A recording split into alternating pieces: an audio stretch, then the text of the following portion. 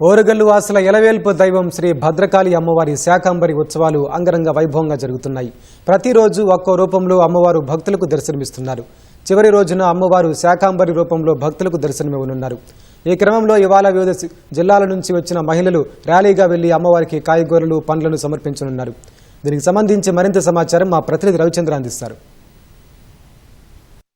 ఓరుగల్లు వాసుల ఇలవేల్పు వరంగల్ భద్రకాళి అమ్మవారి శాకంబరి ఉత్సవాలు ఘనంగా జరుగుతున్నాయి. ఇక ఎల్లుండి అమ్మవారు శాకంబరిగా భక్తులకు దర్శనమివ్వనున్నారు. వివిధ కాయగూరలతో, పళ్లతోటి, ఆకుకూరలతోటి దర్శనమిచ్చే అమ్మవారిని చూడటానికి రెండు కళ్ళు చాలవు. అందుకే లక్షలాదిగా భక్తులు ఆ రోజు అమ్మవారిని దర్శించుకుంటారు. ఇక ఇందుకోసం వెంకటేశ్వర సేవా సమితి తరఫున కూడా ఇవాళ మహిళలంతా కూడా అక్కడికి ఊరేగింపుగా వెళ్ళి కాయగూరలను సమర్పించనున్నారు.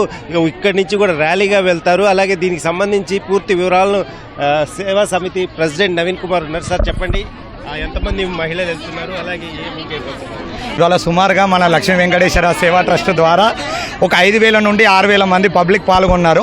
అంటే ఇక్కడ క్రౌడ్ ఎక్కువగా ఉండడం వల్ల మేము పోయే పాయింట్స్ ప్రతి పాయింట్ కాడ కూడా కొంతమంది వాలంటీర్లను పెట్టడం జరిగింది.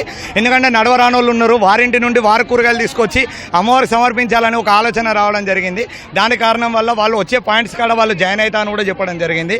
ఇవాళ వరంగల్ జిల్లాలో ప్రసిద్ధి చెందిన భద్రకాళి అమ్మవారికి అంగరంగ వైభవంగా చాలా మంది అన్ని జిల్లాల నుండి కూడా వచ్చి కూడా అమ్మవారి కూరగాయలు సమర్పించడం అనేది జరుగుతుంది. గత 2 సంవత్సరాల నుండి ఈ కార్యక్రమం అనేది నిర్వహించడం జరుగుతుంది. ఈ కార్యక్రమంలో సుమారుగా తెలంగాణ రాష్ట్రంలో ఉన్న 33 జిల్లాల మంది వాలంటీర్స్ కూడా పాల్గొనడం జరిగింది. లక్ష్మీ వెంకటేశ్వర సేవా ట్రస్ట్ మహబూబాబాద్ అండి. అమ్మవారి శాకంబరి ఉత్సవాలలో మా సేవా ట్రస్ట్ మేము ఏదో ఒకటి చేయాలని అనుకున్నాము.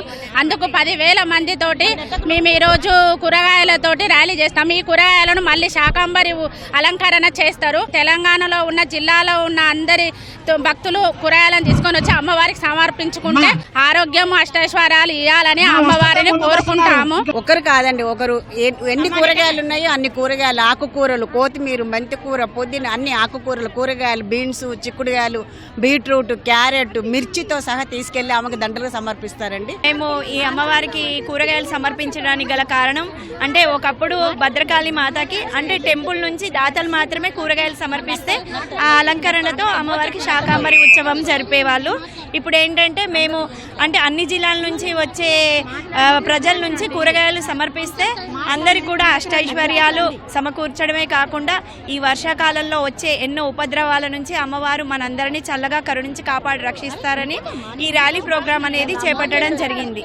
అలాగే ఈ కరువు కాటకాలను నివారించడానికి ఈ శాకంబరిగా అమ్మవారిని అలంకరిస్తారు. ఇక ఇక్కడి నుంచి మహిళలంతా కూడా పెద్ద ఎత్తున ర్యాలీగా వెళ్ళి అమ్మవారికి ఈ కాయగూరలను, పళ్లను కూడా సమర్పిస్తారు. ఎల్లుండి అమ్మవారు శాకంబరిగా భక్తులకు దర్శనమివ్వనున్నారు.